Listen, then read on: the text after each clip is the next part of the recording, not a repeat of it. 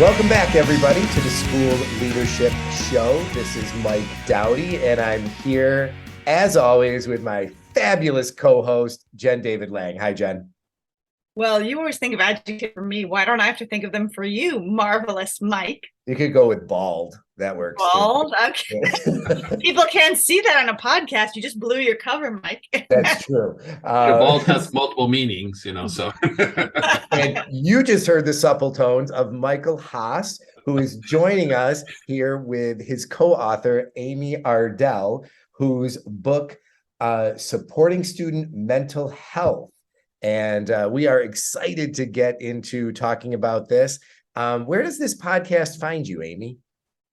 I am in Los Angeles in my office on the campus of Mount St. Mary's University. Very cool. Michael, where are you?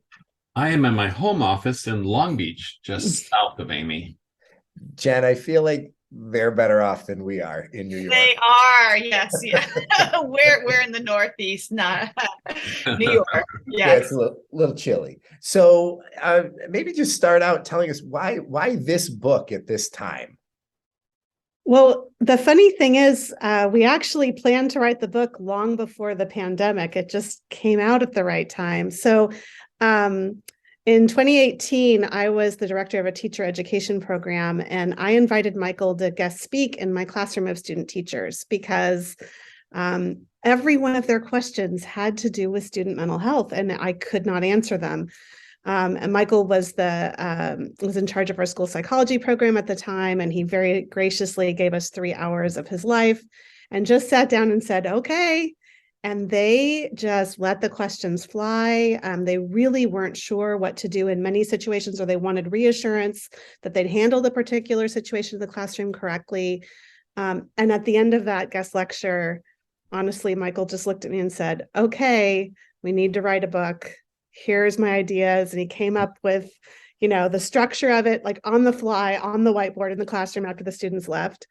So the timing of it was perfect because I think people are ready to hear that message. But I also think it's important to note that this has been a missing piece in teacher education for a long time.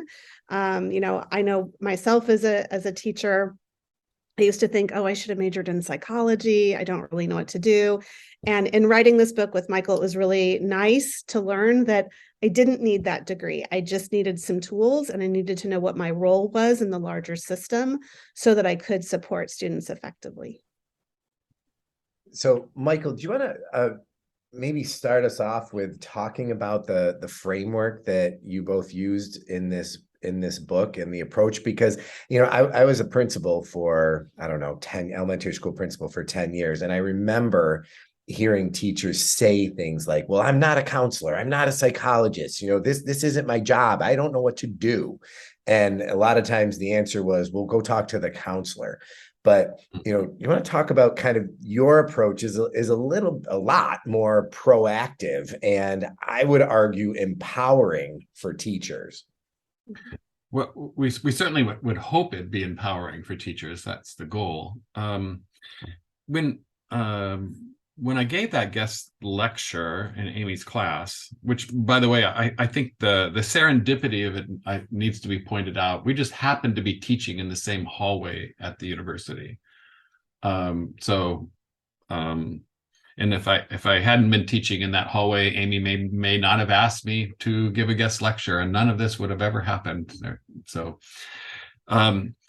when I was giving the guest lecture, what came to mind was that there were 4 things which we ended up sort of structuring the book around. One is that we called it relate, but it's really relationships, and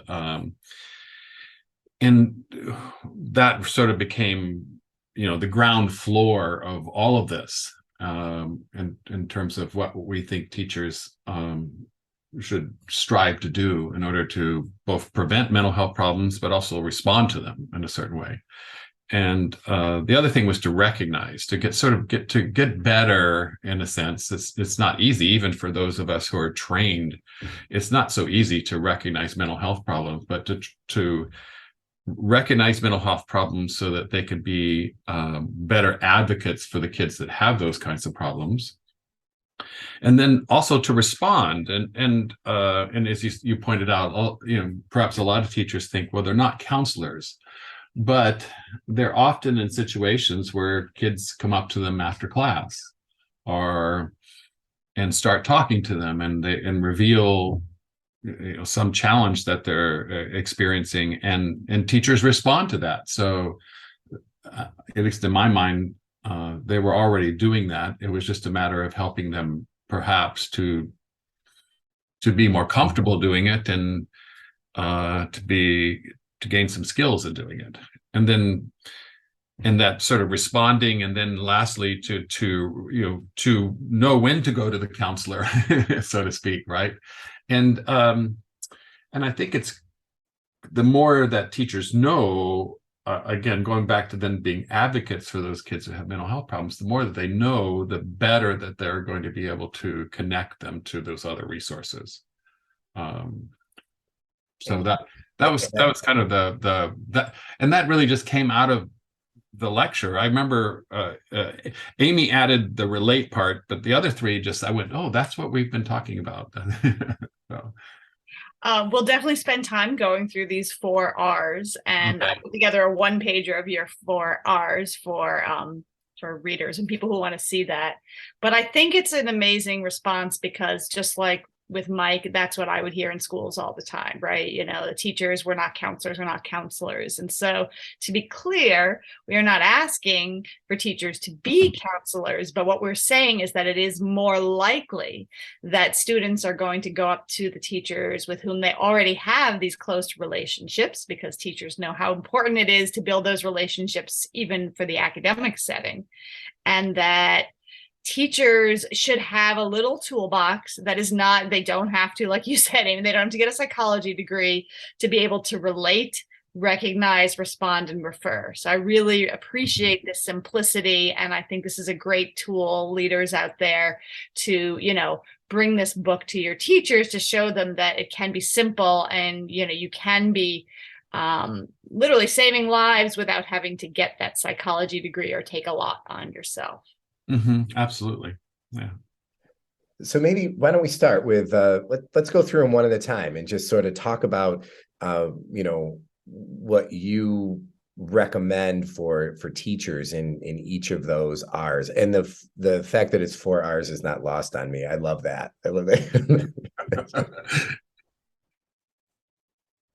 So in terms of developing those relationships, I think we talk about that a lot. And I think sometimes folks give lip service to the idea, well, yeah, I have to build relationships with my students. But in this context, where would you counsel a teacher to focus if, this is, what we're thinking about? Well, I think, teachers need to launch their school year with a great deal of intentionality, and they often do. But I think what this book is reminding them about is to center relationships in that intention. What are they going to do to really get to know their students, to really get to know their families, to help students get to know one another, to design a curriculum that's culturally responsive, help students feel seen and heard, involves their opportunities for them to have choice and autonomy in their learning. So all of those things that maybe teachers sort of did because their teacher education program said this is good practice, to really sort of position that as you are supporting your students' mental health when you are doing those things.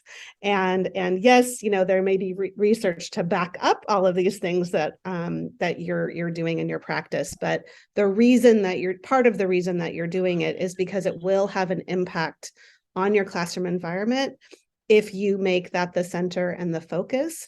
And that does actually, the research also backs up that this translates very, very directly into a high quality academic experience.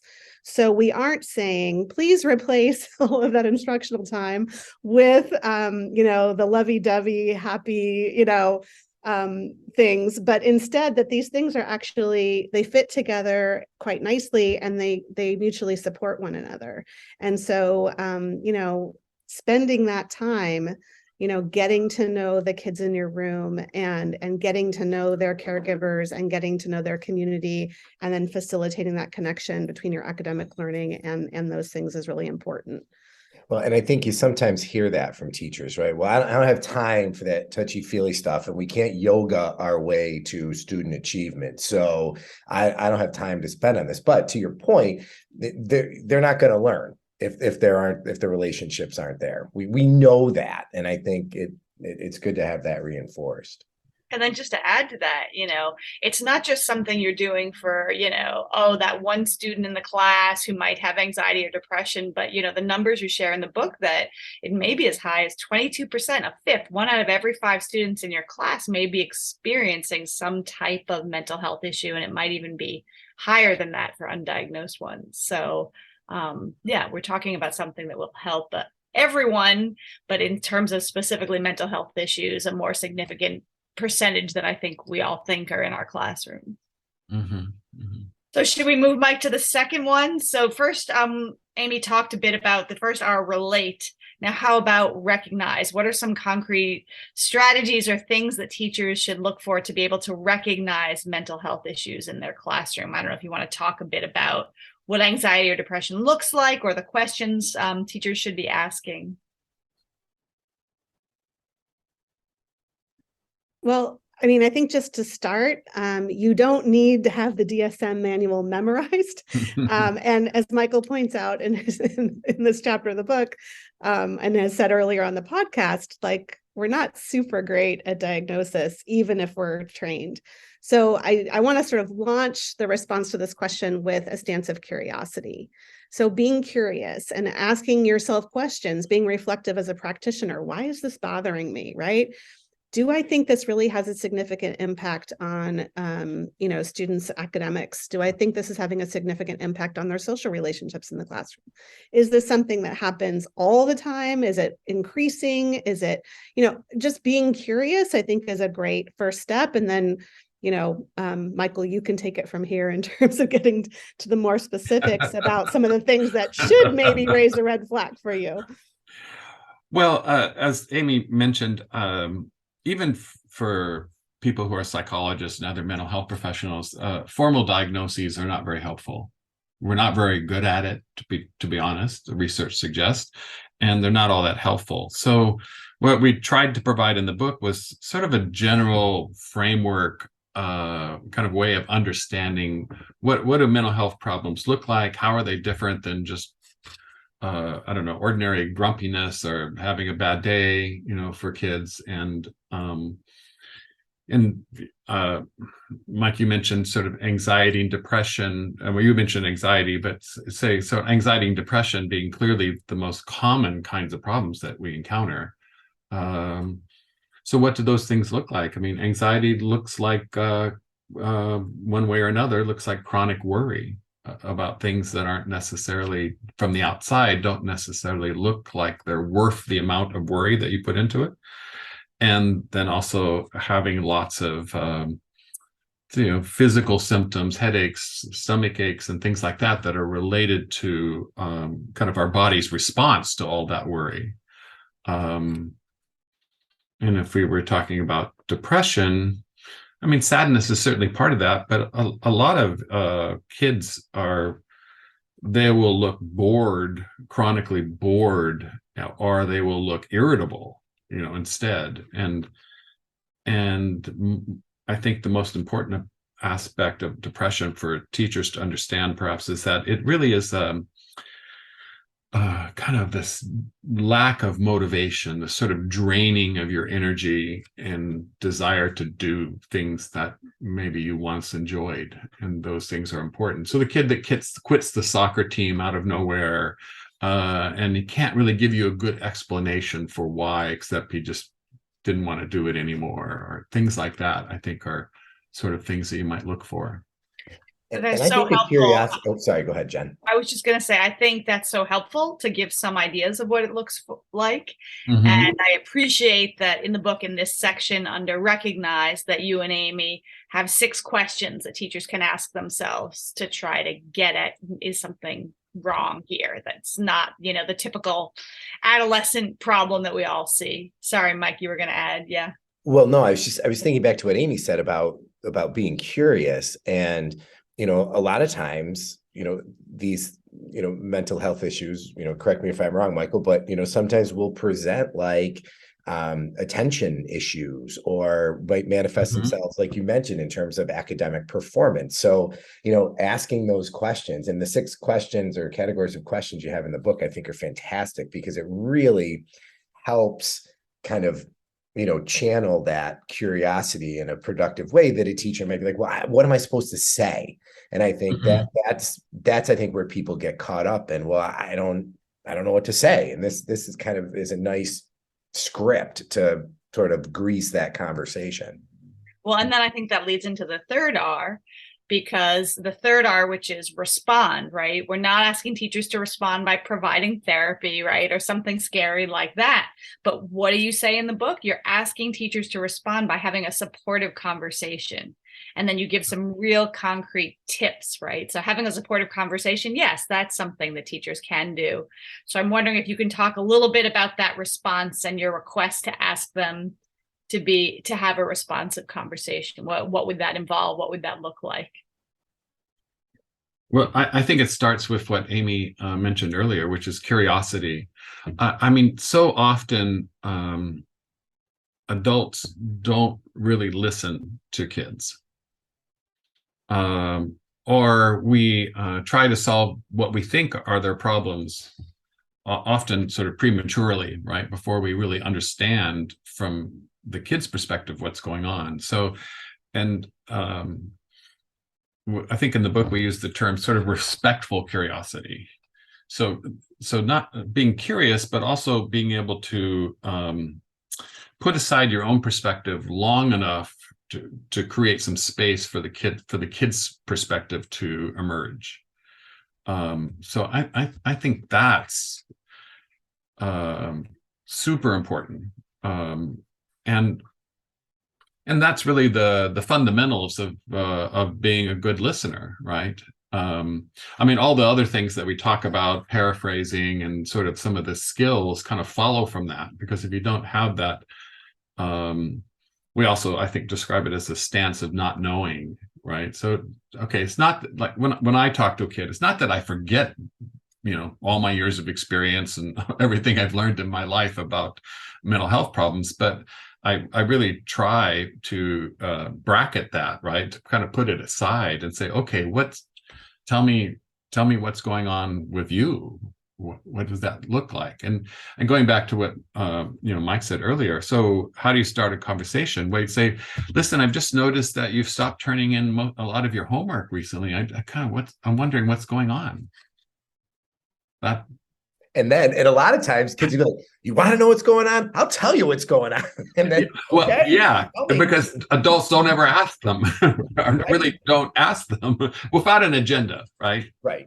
Well, and there is that difference between a supportive conversation and an interrogation. Like, I almost look at it like coaching versus mentoring. Right. You're not there to give the advice and solve the problem. You want to find out what's going on. Yeah. Which, I also like the suggestion you give, don't duck, right? Because I think often we have another class to teach, we have papers, we're running through the hallway. Oh, this is, we blow it off, but don't duck, you say. Like, if a kid is reaching out to you, you might be the lifeline. So find some time to talk. Right. Yeah. And I think to realize that, a kid comes up and they want to talk to you, and you ask them what's going on, and they say, well, my parents are involved in a really ugly divorce. And you're going, well, should I be talking about that? Or is that too much emotion for me to be really dealing with? Should I, take you to the counselor? And so that you kind of can, not ducking emotionally, right? Knowing that it's not your job to fix the problem. It's not necessarily your job to give advice. It's just your job to listen, mostly. And listen, and to what extent? I mean, I feel an urge during points of that conversation to acknowledge that it's hard. To say something to, wow, that sounds like it's really hard. Just some, so that, and I think you get at that with like concluding the conversation. sort of summarizing what they've said and what you've heard, and then kind of, talking about what your next steps as the adult would be. Because I think that stuck out to me, because I think that's really important. I think to be honest and to say, here's what I heard you say, and at this point, I'd like to talk to the counselor about this, or I'd like to take you to the counselor, or whatever it is that you're going to do in terms of the refer, which we're getting to next. But so that it's not like it's closure, but it's, I don't know, I feel like it's honesty. Like that you're doing something to support this child. Yeah. Honesty, but it's also helpful. It's authentic, it's coming from you. But I also feel like first of all, in your book, you give teachers permission, right, to talk about, like you just said, Michael, the ugly divorce or whatever. That's okay to talk about. But you also give some sentence starters, right, to both help kids say more about what they just brought up, but you also give like a really concrete, like, here's how you end the conversation, right? 1, summarize, right? This is what I heard you say to the student. 2, this is who I'm going to talk to about getting you help, right? We're going to get to the refer. And then 3, this is what I can do to help, right? Or what do you think would help? So I just think some of those really concrete 1, 2, 3 sentence starters, those skills, help teachers who are not really trained and who are sitting here thinking, am I supposed to respond to a student who just brought up their parents' messy divorce? Yeah. Well, I think question. Oh, go ahead. Sorry, Michael. Go ahead.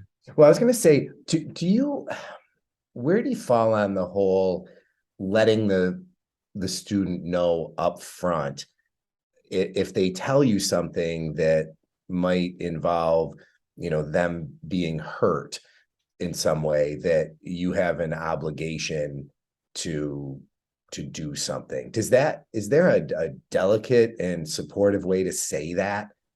Because I've struggled with that before, because you don't want to shut the conversation down by saying, hey, if you tell me something that's really rough, I'm going to have to go to CPS or whatever. I mean, you wouldn't say that, but that's sort of the feeling, like, well, if I get this information, I'm a mandated reporter, I got to do something about it. Right. Yeah. Well, there is. I mean, it is. I think it's very delicate, because if that's the first thing that comes out of your mouth, then that probably shuts down the conversation. So, I mean, even for me as a mental health professional, I bring that up at a point where I'm thinking to myself, oh, this kid is beginning to talk about things that might lead us in that direction. And then I would say, well, listen, you have a right to privacy in having a private conversation with me, except if I think you're going to hurt yourself, or I think somebody is hurting you. I mean, those are probably and if that sort of thing comes up, we'll talk about how we're going to deal with it. I like that. See, that's why you're the mental health professional and we're not. So go ahead. No, don't jump to refer yet. Okay. Because in the book, there's 2 special cases for responding when there's a crisis and responding to the threat of suicide. And I think before we jump to refer, just given, the news and terrible shootings, and I know how much schools prepare teachers for like what to do when there's a crisis in terms of barricading, like if there's an active shooter, barricade your door, be quiet, but they don't talk about the psychological aspect of what to do in the immediate aftermath or the long term. And I think your book could be a great resource to help principals train teachers a bit in, and I've never heard this term before. Have you, Mike? Psychological first aid, PFA. So I'm wondering, if there's an active shooter and then it's over, like, what should teachers know? What should principals know to tell their teachers to do to respond to a crisis in terms of the psychological side? Once the added safety, active shooter, what should they be doing? Well, I think it includes a few things that we've already talked about. I mean, what's the most protective thing in a crisis? It's relationships. So, despite how horrific things can be, the truth is most kids, I think the majority of kids in most situations kind of find a way to kind of come back from that. And those are often kids that have supportive relationships. So going back to what we were, Amy was talking about around relate, it's like, okay, maybe what we need to do is I think we talked about this in the workshop that we were doing at Orange County. It's like, maybe do more group activities, give kids a chance to talk to one another, even if you're doing academic tasks.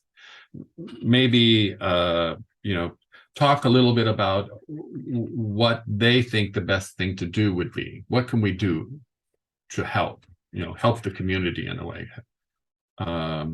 And also just being explicit by saying something like, this is a really hard thing, and for a while we're probably going to need to take extra special care of each other, and pay attention. And then from there you go to sort of going a little bit back to the recognize. So I think people need to know is that a lot of kids will look like a mess in the short run, but again, most kids will sort of kind of come back to some sort of baseline over time. But you're really looking for the kids that don't seem to bounce back so well. And bounce back, I mean, for instance, a diagnosis of PTSD, right, from a mental health perspective, probably shouldn't take place for a month or more after an event has taken place, because in the short run, lots of people will look like that, but that's not really what's happening with them. And I guess we're talking that sort of responding in those situations. It's really a lot of the same skills we were just talking about, giving kids the chance to listen. This idea of psychological first aid is really this idea is that no matter how many mental health professionals you've hired in your district, you're never going to have enough. You're never going to have enough. And so if you're never going to have enough specialists, then probably everybody needs to be trained to do something, right? To be able to help out and know when to connect kids with the mental health professionals. Not every kid needs the same thing, I think is a really important point. And so some kids will eventually need to see a therapist or a school-based mental health professional, but a lot of kids won't. They'll just need to have hug their friends close, or to have a conversation with their teacher, and that will be enough for them. Or to hopefully they have supportive parents and family as well. And the fabulous segue into the fourth R of refer. You want to talk about suicide? Get a couple minutes of that in, Mike? It's up to you. Well, I was talking about just general in terms of referring. No, but before the referring, they have yet another chapter on the specific responding to the threat of suicide. And I just wonder for your listeners if it would be helpful just briefly to go into just the 3 warning signs of suicidality, and just that myth that if teachers talk about suicide, students are more likely to commit suicide. So I don't know. Maybe just clearly that's absolutely a myth, and it's not only it's not a benign myth, it's actually a harmful myth.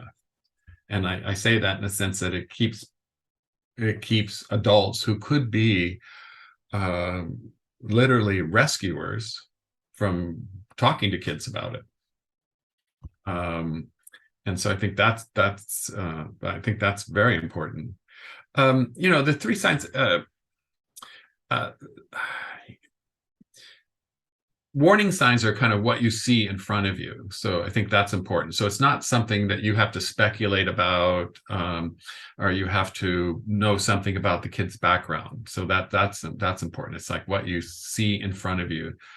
And it's, in some ways pretty easy. I mean, not easy, but it's simple in the sense that it's, is the kid thinking about committing suicide? Is the kid gotten to the point where they're beginning to think about how they would do it? And do they have means to do it? I mean, that's a that's a fairly short list, right? Everything else is just extra in a way.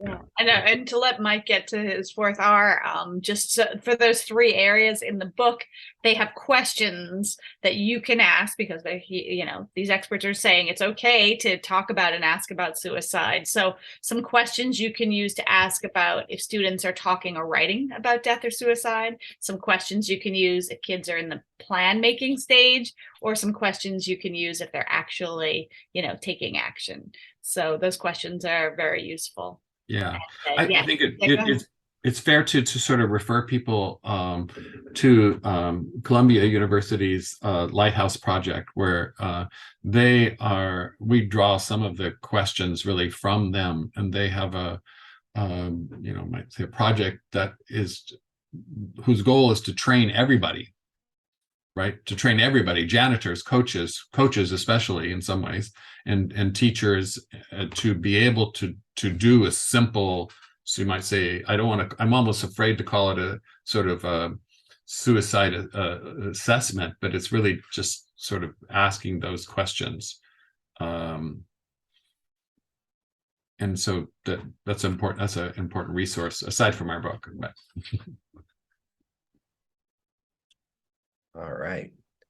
So, and the final one. So this, I did think this was interesting too, because again, like I think the whole approach of the book and the framework is empowering. And I think this last piece is particularly empowering, referring. So, having an awareness of what's available. So Amy, what do you tell your future educators or the folks that you work with about how to kind of build this, this resource map that, they might be able to have to help with that referral?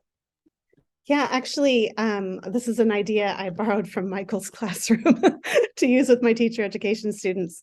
To go ahead and I would, as a very first week of student teaching project, go in and meet all the folks who are available at your site, in your district, and at least identify who's in your community. So we would have the students literally create maps of who their on-site social worker is, if they have one, who their school psychologist is, what days that person's on campus, what's their email, what's their phone number, and then invite our teacher candidates to reach out to those people and introduce themselves. Hi, I'm so-and-so, I'm the student teacher this year. I'm in so-and-so's classroom. Can I just ask you a few questions about what your role is here? When might I bring a student to you? Because, something that we learned in sort of working in multiple school districts is each district has its own system. They have different job titles for different roles. So you really have to unpack that. And even within a district, at different school sites, there are different resources, right? Some school sites might have a social worker on campus 5 days a week. Some school sites might not have one, but the district has a relationship with someone in the community that they could call if and when. So we actually encourage students to do a map every single year as a beginning of the year project, because personnel change, you might change school sites, but go ahead and form those relationships early on and understand the system that you're working in. First of all, so that you understand you're not alone as the teacher when a student does present an issue to you. And to be able to take quick action without it being necessarily, you don't have to sit there while you're worrying that some student is experiencing distress to also then, that's not the time to go and figure out who the right person to talk to is. So to be proactive, and then also to know what your community resources are, because, sometimes that's a better fit for a particular kid or family. And be able to facilitate that relationship. So that's the other thing is, when you're having that supportive conversation, you say, okay, here's what I'm going to do next. My friend so-and-so, one of their jobs here at school is to do X, and it seems like that's going to help meet your needs the best. So I'm going to walk you over, or that person's on campus tomorrow. So how about during recess tomorrow, you and I walk over and you just meet them, and then you'll know what they look like and they'll know who you are. And that way, you're sort of closing the loop. You're not saying to the kid, you know what, go find so-and-so on campus, they can help you, because the likelihood of them being able to do that on their own, I mean, especially considering their developmental age, is not great. But if you've already got a relationship with that person on campus, then you can go ahead and say, oh, they tell the best dad jokes, like, you're going to love it. It's good. You can share some of those personal details and facilitate and make it less scary to put the student in contact with the proper person on campus. I love it. I want to be sensitive to folks' time. But I would like, is there any parting shots? Like, I mean, if you could wave the magic wand in teacher ed, or, or even for folks who've been out there teaching for 10, 15, 20, 30 years, what advice would you give in this arena to support our students out there? I think the one that comes to mind for me is stay in your lane. So, it's good to have some of these strategies, but, going back to what Michael said earlier, you're not the problem solver in a lot of these more complex situations, and you shouldn't be. You're to remember that your lane is to listen and connect. I think not only takes the pressure off you as a teacher, but, know the limits of your role, and then also understand deeply what your role is. It's sort of a both and. I think that's really great advice for teachers, who really like to go around solving everyone's problems. We're helpers by nature, and we really want to help, but just remember that part of being helpful is staying in your lane and not, offering advice or expertise that's way out of your wheelhouse. I think that ends up doing a disservice to the kids you're trying to help. I think to complement that, we say, well, yeah, to stay in your lane, but kind of recognize that you do have a lane, right? And that this and the kinds of things that we've talked about in the book are actually part of that. And it doesn't matter if you're you teach algebra, or if you are a third grade teacher, that this is part of what you do. And not any different than probably what a lot of people already do. And so just helping them be better at it, more comfortable, more confident. So much, isn't that so much of what we do, right? Trying to help everybody do the things that good teachers do. So the book is Supporting Student Mental Health: Essentials for Teachers by Amy Ardell and Michael Haas. Thank you so much, both of you, for giving up your time to talk with Jen and with me. And what a fabulous book at the perfect time. And if folks want to learn more about you both and your work, where should we send them? Well, I am emeritus at the university, so they can still find me there at Chapman University in Southern California. I guess that's all I can think of saying, really. I don't know. So, yeah, and folks can find me at Mount St. Mary's University in Los Angeles. Fantastic. Thank you so much. Go enjoy your sunshine while Jen and I shiver over here in New York. We've had our cold spell. It's been down to 52 or something. Wow. Yeah, it's really we're feeling for you there. Bundle right up. Well, thank you both. What a fantastic Thank you. Thank you. Thanks for your time. Stay warm. Thanks for listening to this episode of the School Leadership Show, a podcast for aspiring and practicing school leaders. Send your comments, questions, and show ideas to me, Mike, at schoolleadershipshow.com. And please consider rating the podcast in iTunes and leaving a comment. And definitely pass the show along to your colleagues.